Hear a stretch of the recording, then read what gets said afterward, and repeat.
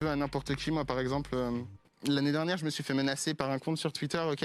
Et il y a un chercheur en cybersécurité qui a remonté ce compte et qui s'est rendu compte qu'en fait c'était un compte qui était piloté par une agence de renseignement étatique et qui en fait était actif que à des élections présidentielles ou comment dire, député en France. Donc c'était pendant nos dernières élections et en fait c'était un compte qui s'appelait Islam Mon Amour et qui utilisait l'image de l'islam, donc en se faisant passer pour un musulman ou une musulmane pratiquante, et qui écrivait des phrases de ouf, du genre aujourd'hui je suis sorti dans la rue, j'avais envie de taillader les koufars. Aujourd'hui je suis sorti dans la rue, j'avais envie de taillader les koufars.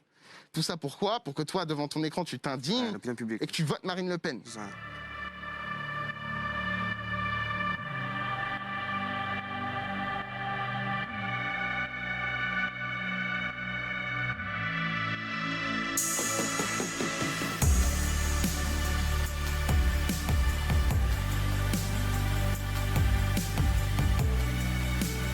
Tu t'indignes et que tu votes Marine Le Pen.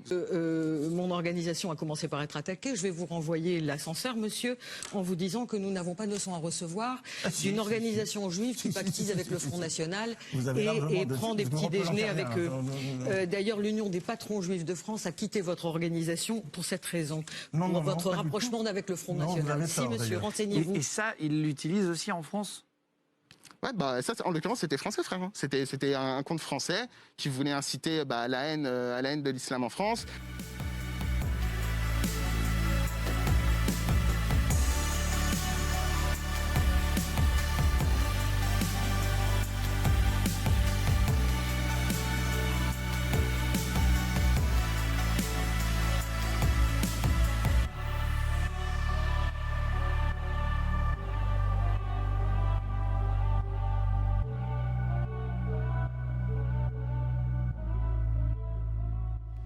Du parti allemand AfD, Alternative für Deutschland, le parti d'extrême droite qui grimpe dans les sondages a même séduit des juifs. Ce dimanche à Wiesbaden, l'AfD s'est dotée d'une section juive. Elle compte 19 membres encartés.